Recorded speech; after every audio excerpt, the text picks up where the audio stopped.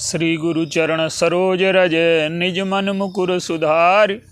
वरणहु रघुबर विमल जस जो दायक फल चार। बोलिए सियावर रामचंद्र की जय। सिय राम मैं सब जग जानी करऊं प्रणाम जोर जुग पानी। आइए, स्वभावकृत दुख क्या है और इसका समाधान क्या है, कल इस विषय पर चर्चा हुई थी। आज उसी पर और आगे विचार करते हैं। मंथरा का जो स्वभाव है, दूसरों की प्रसन्नता देख करके दुखी हो जाना,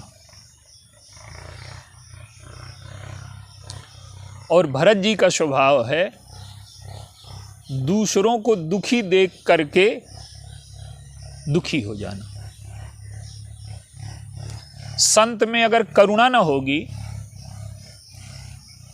तो लोगों के दुख दूर करने का प्रयास क्यों करेगा वो। तो भरत जी संत हैं और राम राज्य जो स्थापित हुआ वो स्वभावकृत दुख पर विजय पाने के बाद ही स्थापित हुआ। काल कर्म स्वभाव गुण, ये चार दुख हैं, चार प्रकार के। इनमें से स्वभावकृत दुख पर श्री भरत जी ने कैसे विजय पाई, आइए इस पर विचार। भरत जी जब अयोध्या लौट करके आए तो उन्होंने देखा कि सारा नगर उदास है, और जो लोग स्वागत के लिए आते थे भरत जी को देख करके, कोई स्वागत के लिए नहीं आया। पुरजन मिला ही न कहाँ ही कछु गाँव ही जो हारे ही जाए ही। पूर्ववासी मिलते हैं, कुछ बोलते नहीं हैं, प्रणाम करके चले जाते हैं। अब भरत जी का जो अंतर हृदय है वो सशंकित हो गया। देखिए, मनुष्य का स्वभाव है कि उसकी आस्था सुंदरम के प्रति है। वो चाहता है कि सब कुछ हमारे जीवन में सुंदर हो,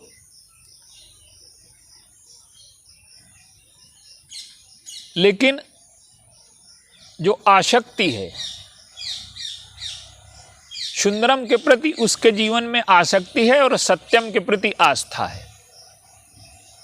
तो वो सत्य तो जानना चाहते हैं, पर उन्हें लगता है कि कुछ ठीक नहीं, इसलिए वो शांत हैं, बोल नहीं रहे।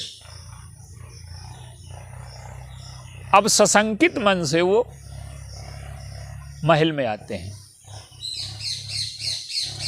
और जब कैकेयी ने सारा अपना वृत्तांत सुनाया तो भरत जी बहुत दुखी हो गए, और वो सीमातीत दुखी हो गए। इसका तात्पर्य क्या है?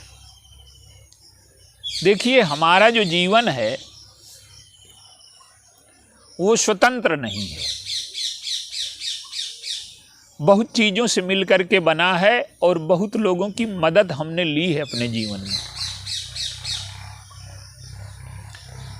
तो कृतज्ञता और परहित, ये दो पक्ष हैं। हम अपना हित चाहते हैं, ये हमारा स्वभाव है, ये मानवीय, चाहे दुर्बलता कह लीजिए चाहे स्वभाव कह लीजिए। तो अपना हित चाहने में कोई बुराई नहीं है, लेकिन अपना हित के साथ साथ हम दूसरों के हित का ध्यान रखें कि न रखें। आप देखिए, एक बालक है,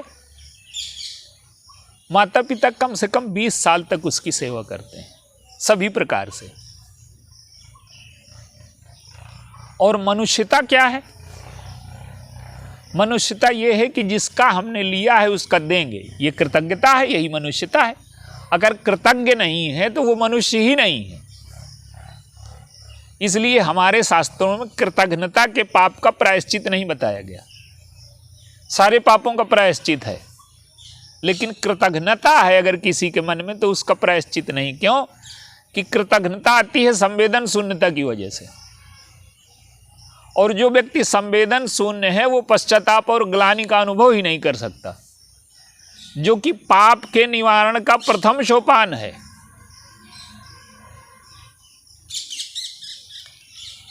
तो अब श्री भरत जी के जीवन में क्या है, उन्होंने देखा कि इतनी बड़ी जो उपलब्धि है ये किस आधार पर कैकेयी ने हमें दिया, दूसरों का हक छीन करके। यही भगवान राम का स्वभाव देखिए। कल चर्चा हो रही थी कि जैसे हमें भोजन में 6 रस होते हैं हमारे, उसी प्रकार से जीवन में भी कटु तिक्त अम्ल कषाय मधुर लावण्य ये 6 रस होते हैं। किसी का जीवन इनसे अधूरा हो नहीं सकता। ये सब उसको जीवन में, उसके जीवन में आएंगे ये रस, पर उन्हें हम रसों में बदल सकते हैं या उससे अपने जीवन को हम दुखी कर सकते हैं।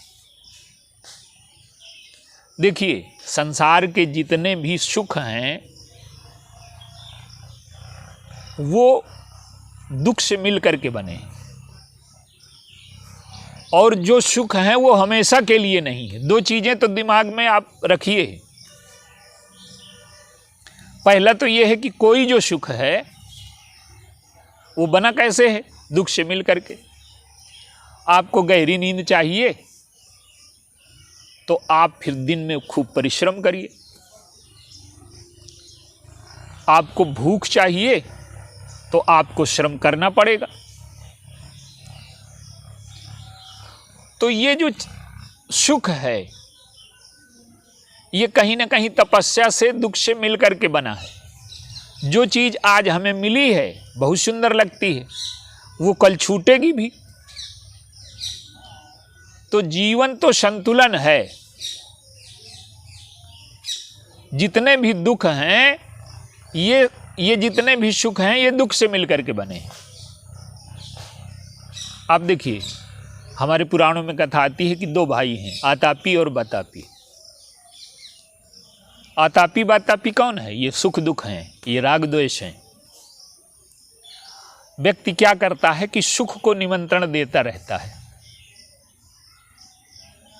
पर वो ये नहीं जानता कि ये दुख का ही सगा भाई है सुख। कोई ऐसा सुख संसार में है ही नहीं, भौतिक सुख, जो दुख से मिलकर के न बना हो। तो कोई भी ऐसा सुख नहीं है जो दुख से मिश्रित न हो। तो हमें करना क्या है?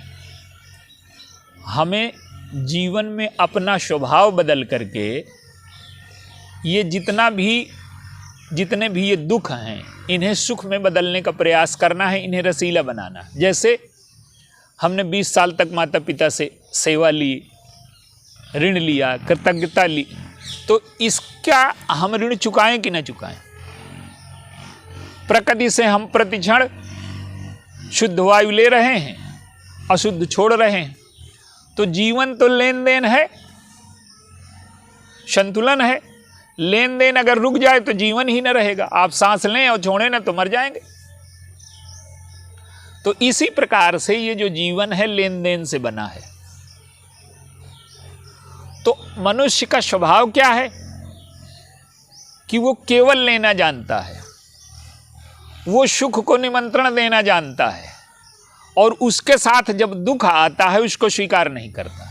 अब आप देखिए, माता पिता ने सेवा की तो उनकी सेवा करने में हमें भी कष्ट उठाना पड़ेगा, जैसे हमारी सेवा के लिए उन्होंने कष्ट उठाया था। तो क्या हम प्रतिदान में कष्ट न उठाएं? और अगर हम कष्ट नहीं उठाने को तैयार हैं तो हमें वो जो दुख है कष्ट उठाने का, सेवा का, उसे हम तपस्या भी बना सकते हैं। उसे हम सेवा को मीठा भी बना सकते हैं, जैसे भगवान राम ने मीठा बनाया। कैकेयी ने उन्हें मिर्चा परोस दिया वो कड़वाहट है। व्यवहारिक दृष्टि से किसी का राज्य छीन लेना, किसी को जंगल में भेज देना, तो भगवान राम क्या करते हैं कि उस कड़वाहट को उसमें मसाला मिला देते हैं। जैसे मिर्चा में आप मसाला भर लेते हैं तो खाने लायक हो जाता है। तो भगवान राम ने क्या किया,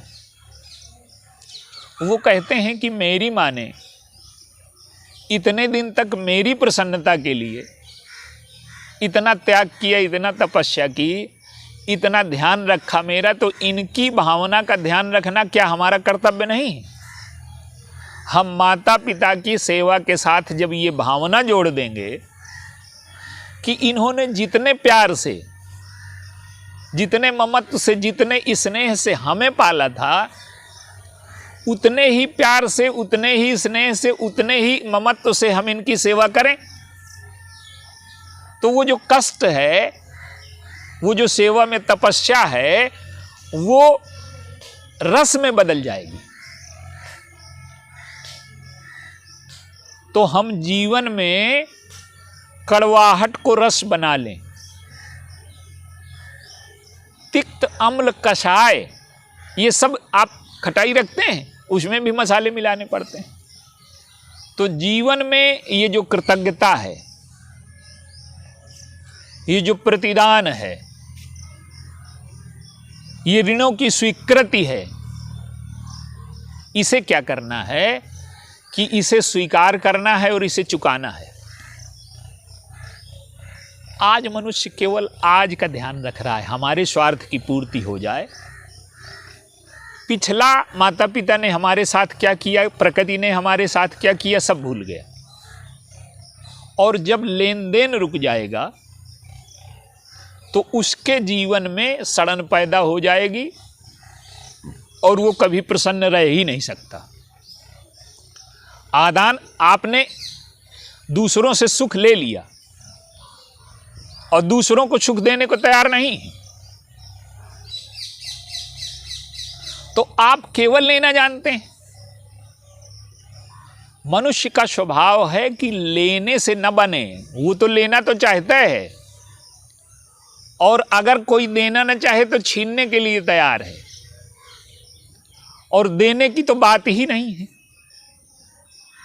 तो अगर हम लेन देन का संतुलन नहीं रखते तो हमारे जीवन में दुख का प्रवेश होगा ही, कोई विकल्प नहीं है। तो हमने जिन लोगों से लिया है उसका देना है। भगवान राम क्या करते हैं कि माँ उन्हें दुखी करना चाहती है, लेकिन वो प्रसन्नता से चले जाते हैं। अब दूसरा कोई होता, देखिए मानवीय स्वभाव तो है कि किसी से हमारी हानि हो तो हम उसे हमेशा याद रखते हैं,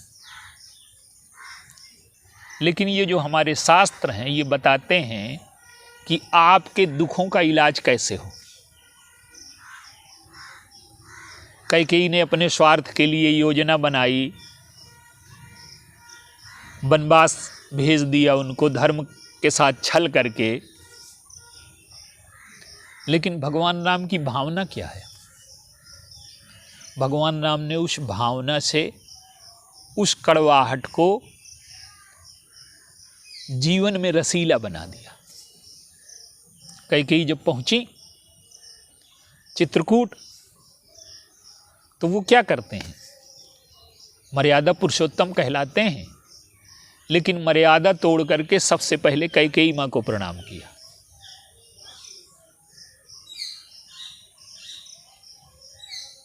और उनको गले से लगा लिया, पैर बाद में छुए, पहले हृदय से लगाया, बाद में पैर छुए। हृदय से क्यों लगाते हैं कि हे माँ, मेरे हृदय की भाषा तू जान पाई बिना बोले।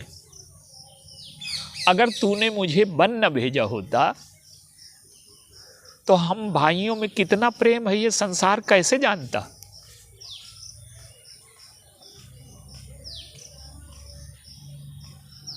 तूने ये जो कलंक लिया, कड़वाहट ली, इससे हमारे भाइयों का प्रेम प्रकट हो गया। तो कैकेयी पहले सोच रही थी कि मंथरा ने भड़का दिया मुझे, और राम पहले चाहे नाराज हुए हों, लेकिन अब नाराज हो गए हों। तो प्रभु ने क्या किया? उनकी उपेक्षा नहीं की, उनको सबसे ज्यादा आदर दिया। क्या हम अपने जीवन में ऐसा कर सकते हैं? जो संबंध है हमारे वो प्रतिदान पर टिके हैं। आज संबंधों में कड़वाहट क्यों है? व्यक्ति केवल लेना चाहता है, केवल अपने लिए अपनी बात सोचता है। जितना हम अपने सुख के लिए, अपनी भावना के लिए ध्यान रखते हैं, उतना ही सामने वाले की भावना का ध्यान रखें।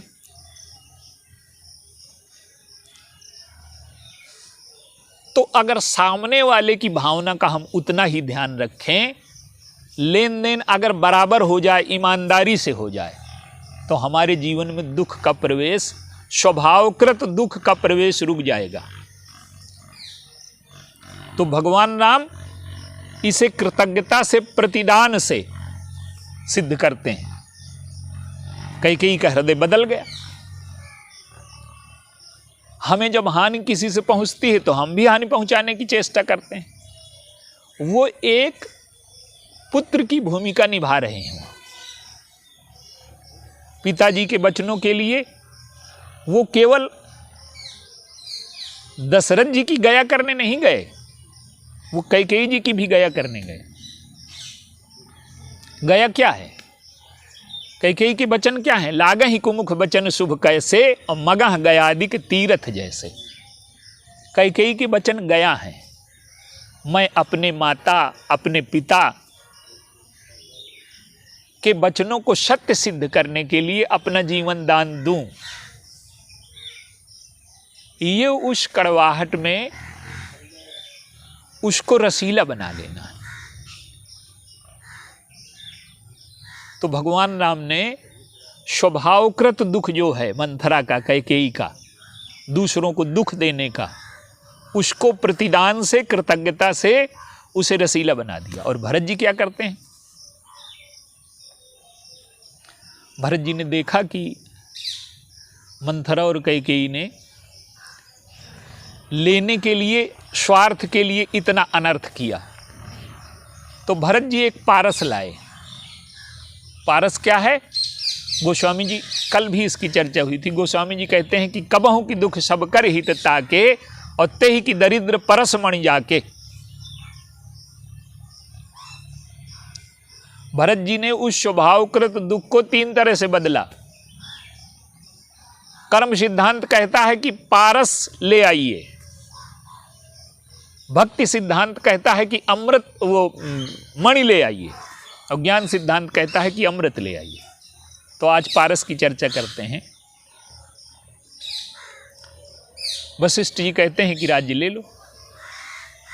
अगर भरत जी राज्य ले लें तो वो दुख कम होगा क्या? दुख तो दोष से आता है, और राज्य लेना क्या है? राज्य लेना तो दोष का समर्थन है ना। कैकेयी और मंथरा के जो दोष हैं, जो स्वार्थ है, जो धर्म के साथ छल है, जो कुटिलता है, जो कपट है, अगर भरत जी गद्दी पर बैठे तो उसकी स्वीकृति हो जाएगी।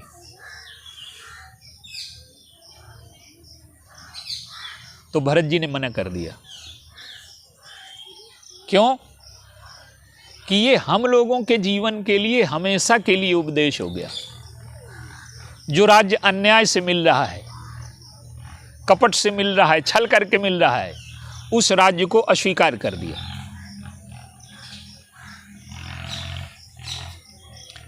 हम क्या करते हैं कि हमें धन मिल जाए, वैभव मिल जाए, किसी भी प्रकार से मिल जाए।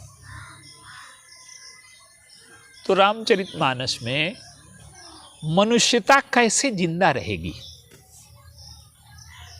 तो उन्होंने देखा कि सारी प्रजा दुखी है। तो राजा का कर्तव्य क्या है?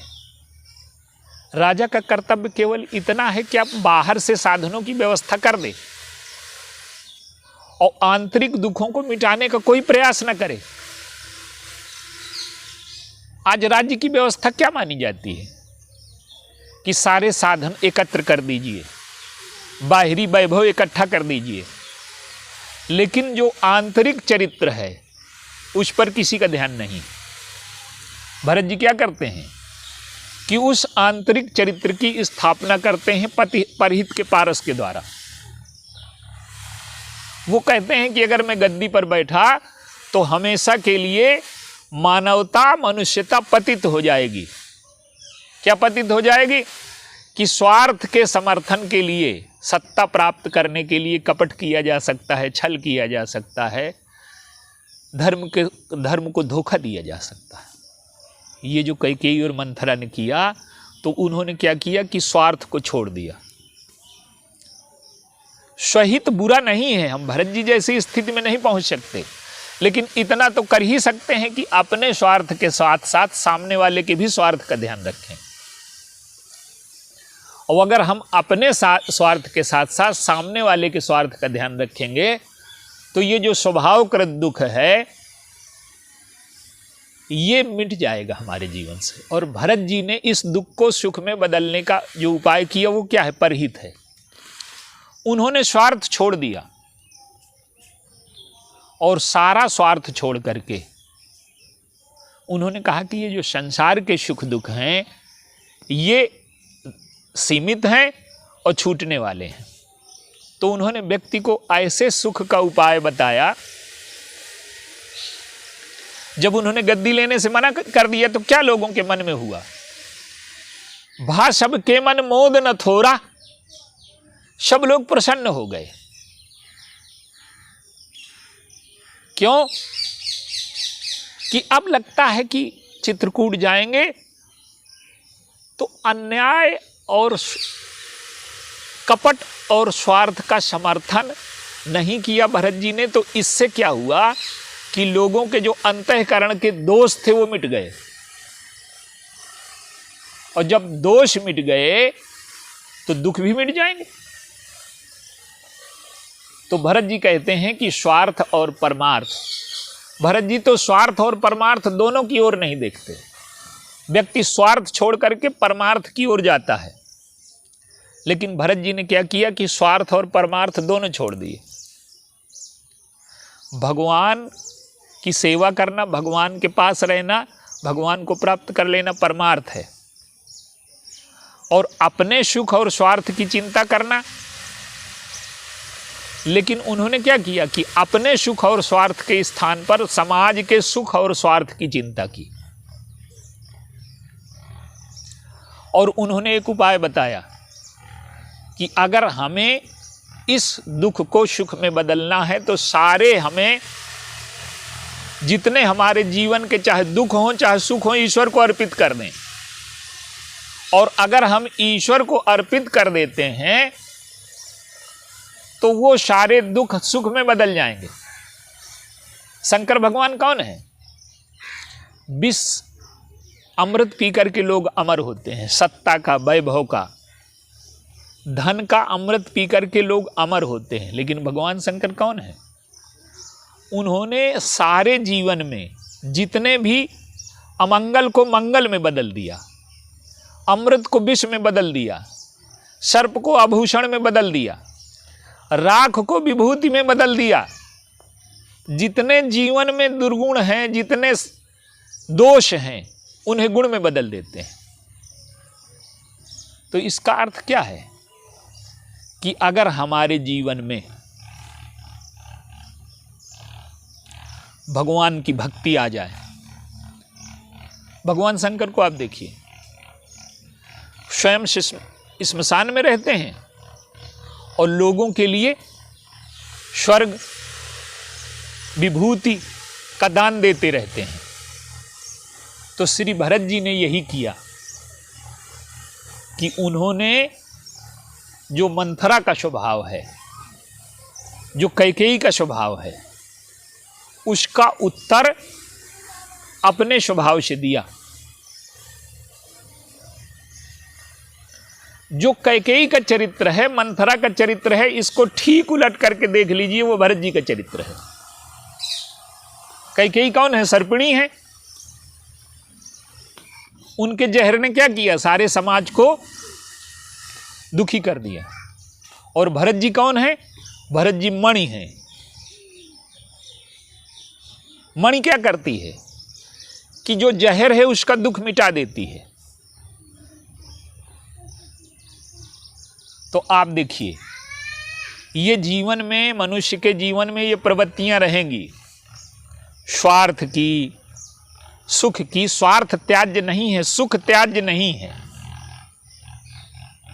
सुविधा त्याज्य नहीं है, लेकिन हमारा स्वार्थ, हमारा सुख, हमारी सुविधा दूसरों को दुख दे करके ना हो, दूसरों को पीड़ा पहुंचा करके ना हो। हम चाहे जितने साधन इकट्ठे कर लें, अगर ये किसी को पीड़ा दे करके, किसी को दुख दे करके आए हैं, तो हमारे जीवन में कभी सुख की सृष्टि न करेंगे। भगवान राम ने भी यही सूत्र बताया अपने जीवन में। वाल्मीकि जी से पूछते हैं कि चित्रकूट में मैं कहाँ रहूं, और उन्होंने सुख का सूत्र बता दिया। क्या? कि बास करो कछु काल कृपाला, कुछ दिन तक मैं रहूंगा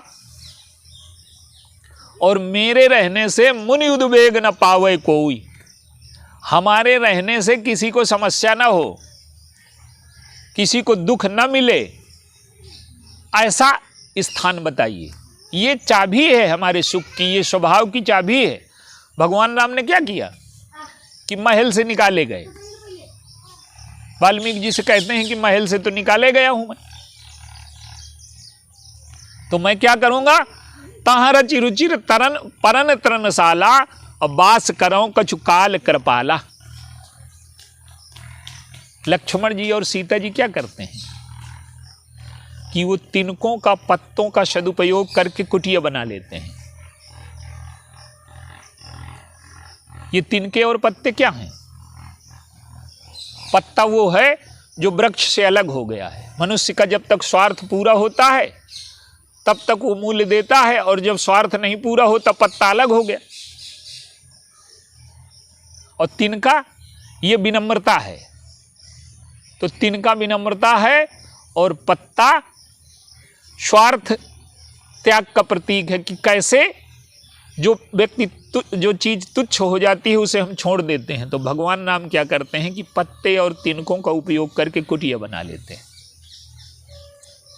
यही हमारे जीवन में सूत्र हैं कि हमें सुख से अगर महल भी मिल रहा है, सुख के लिए कपट करना पड़ रहा है, भरत जी ने उस महल को छोड़ दिया।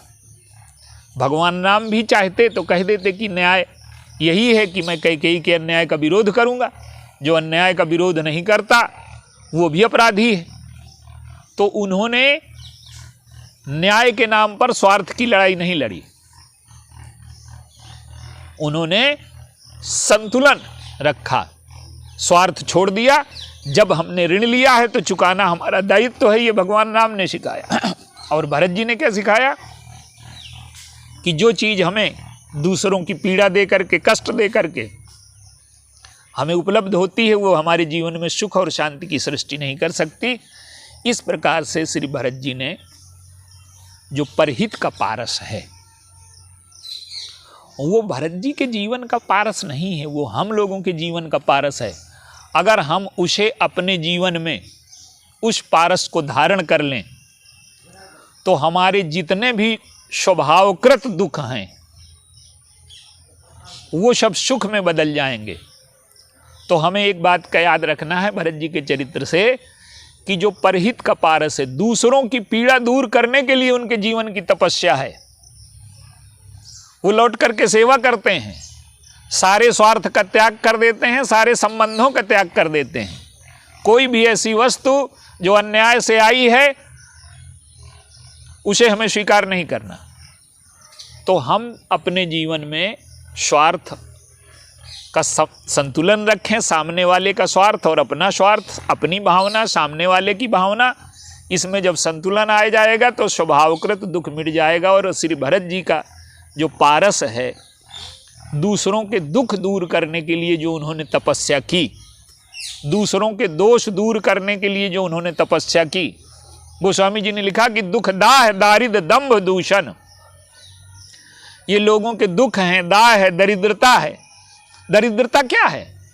हम समझते हैं कि पैसा इकट्ठा हो जाए तो दरिद्रता है, वो धन है, लेकिन जैसे जैसे पैसा इकट्ठा होता जाता है हमारी दरिद्रता बढ़ती जाती है। तो दरिद्रता है हमारे मन की मांग का खत्म हो जाना। हमारे पास चाहे जो पैसा हो, हमारा भीख का कटोरा बढ़ता जाता है।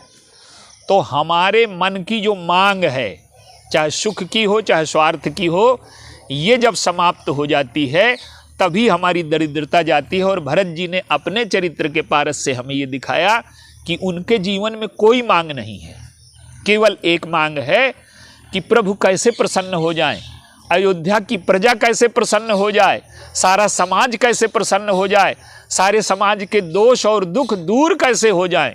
तो उन्होंने स्वार्थ का त्याग करके परहित के पारस को अपनाया। और अगर हम अपने जीवन में परहित के पारस को ला सकते हैं तो हम स्वभावकृत दुख पर विजय पा सकते हैं। बोलिए सियावर रामचंद्र।